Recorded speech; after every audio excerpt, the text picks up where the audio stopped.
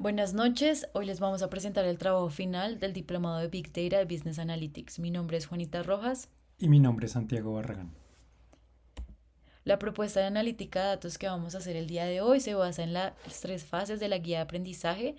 La primera, el planteamiento de un proyecto de analítica de datos. La segunda, una fase investigativa y práctica del proyecto de análisis de datos. Y finalmente, la representación de la información. Esto se hace a través de un modelo CRISP-DM con sus 6 pasos: Business Understanding, Data Preparation, Modeling, Evaluation y finalmente Deployment. Ahorita vamos a empezar con Business Understanding. Contexto. En este caso, somos una consultora contratada por un publisher que no está seguro si debe continuar publicando recursos bajo el tema Machine Learning y Creative.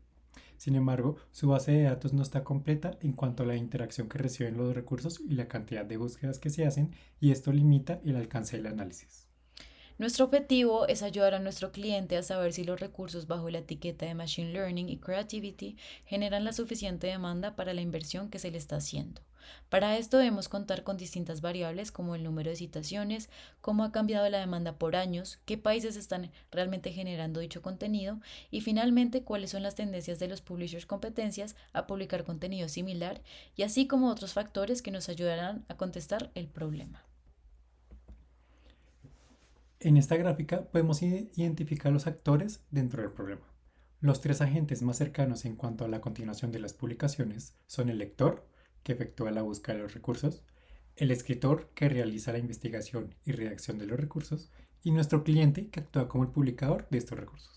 Aquí podemos ver que las instituciones se encuentran en el segundo círculo de más interesados, pues estos son los que sacan autores que producen dicho contenido y asimismo pueden ser instituciones que financian la investigación. En el tercer círculo de interés se encuentran los publishers, ya que estos no están en búsqueda de un modelo similar, y por último nosotros como consultora pues somos un agente externo a la situación que propone objetividad analítica. En Data Understanding establecemos un listado de preguntas que nos ayudan a orientar el proyecto y entender nuestros alcances y limitaciones. ¿Cuántos documentos sobre el tema se encuentran en la base de datos? ¿En qué países se genera más este tipo de conocimiento? Si se encuentran los recursos pertinentes para resolver el problema. ¿Cuántas publicaciones de dicho tema se han hecho por año? ¿En qué área de conocimiento se utilizan más los recursos? ¿Cuántas citaciones se han generado a partir de esos recursos? Si en la base de datos se puede saber el número de vistas que tienen los recursos. ¿Cuál es el número de descargas de los recursos? ¿Y qué tan buscado es el tema?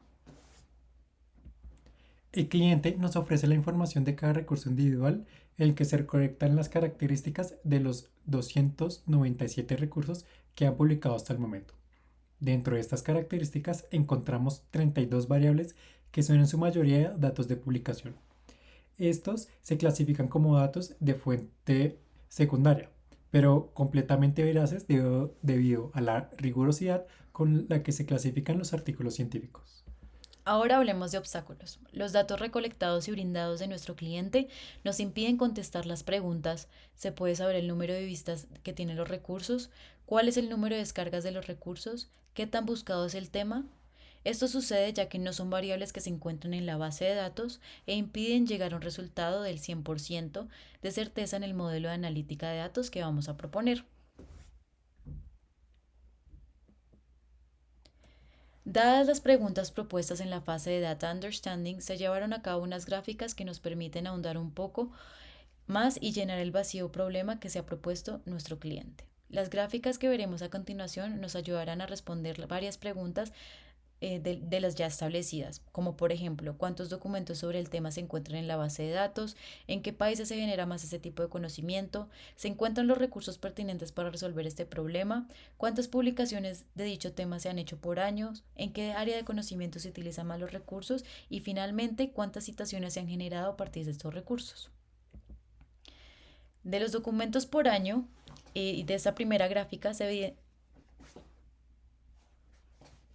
evidencia como el resultado es de 297 documentos, con un crecimiento sustancial en el 2019 con un 250% en comparación al 2013 y un declive del 2019 al 2021 del 300%, que nosotros asumimos que es por la presente pandemia.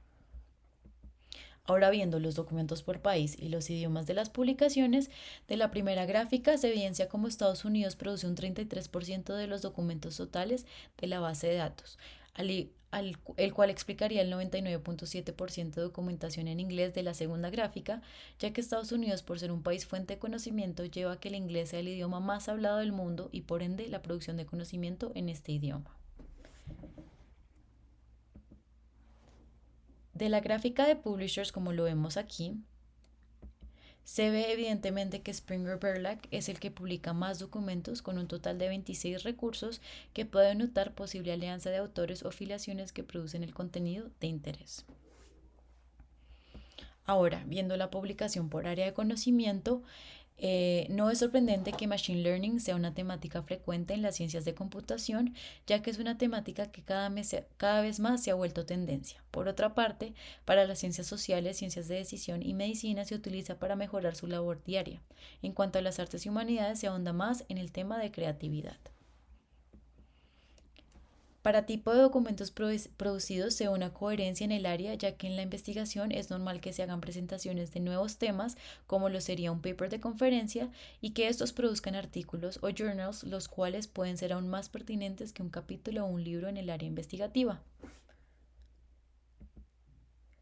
Para las gráficas de cita por documento y las gráficas de cita por autor, como lo vemos acá, hay una relación directa de las 2.326 citas generadas por los documentos originales. El libro, Can We Open the Black Box of AI, tiene la citación más alta, con 258 citas producidas, siendo un 11% total de las citaciones. Data Preparation. Para la preparación de datos se hace un filtro de las variables que pueden generar datos categóricos. Esto nos permite crear un dataframe de 297 observaciones con las siguientes 11 variables. Estos datos los exportamos en R, que con sus comandos básicos nos ayuda a entender rápidamente algunas características del dataset. Aquí nos enfocamos en el número de citas por recurso, pues es la única variable que nos dice que el recurso ha sido visto y ha sido usado para crear nuevos documentos. Estos datos nos permiten graficar la distribución normal de las citas entre todos los documentos y podemos concluir que el promedio de citas en los recursos es de 7,8. Explorando las frecuencias en algunas variables, podemos destacar los factores que más influyen en la producción de recursos, como los documentos con más de 50 citaciones, las afiliaciones que más apoyan la producción de documentos y cuáles autores tienen más citas a su nombre. A partir de esto, se pueden sugerir planes estratégicos en caso de que se quiera seguir la publicación de más artículos. Modeling. También se sugieren algunos modelos de tendencia utilizando las palabras clave que usan los documentos, ya que estos son los usados a la hora de buscar los artículos. Se propone usar un modelo de tendencia con base en el análisis de canasta, para identificar si ciertas combinaciones de palabras producen más interacciones de los recursos. Se escoge esta herramienta de análisis debido a que nos puede mostrar las palabras usadas, la frecuencia en las que se usan y los tipos de combinaciones, y de esta forma crear conclusiones con su confianza. Se hacen algunos ensayos en el programa R, en el que obtenemos la frecuencia en la que se repiten las palabras clave y las combinaciones que se observan. Pero se concluye que se necesitarán tener los datos de búsqueda y visualización de los recursos para generar el modelo, ya que la variable de citas no nos permite saber la cantidad de gente que visualiza el documento al hacer dichas combinaciones de búsqueda. Sin embargo, esto no descarta la capacidad de la herramienta en el caso de tener los datos faltantes, que permite mostrar cómo la búsqueda de ciertas palabras o combinaciones de palabras puede afectar la tendencia de visualizaciones de los documentos. Evaluation. Con los datos analizados se puede concluir que los recursos del publisher sí generan interacción y más conocimiento, y se propone que siga invirtiendo en la publicación de las mismas, pero con la proyección de mejorar la base de datos para entender mejor la interacción que tienen los lectores con los recursos y buscar mejorar dicha interacción. Para deployment ya se ha establecido el modelo. Nuestro resultado final nos aconseja que nuestro cliente haga una alianza con las 5 instituciones que más producen contenido de acuerdo a esta temática. Por ejemplo, la Universidad de Illinois, Singapore University y bueno, las demás. Adicionalmente, buscar exclusividad con los autores más citados, como Castelbelchi. Finalmente, la actualización de la base de datos, como lo ha establecido Santiago, es muy importante para la eficacia del modelo. Agregar nuevas variables. Estos son los recursos que utilizamos para poder llegar a la analítica de datos y les agradecemos su tiempo.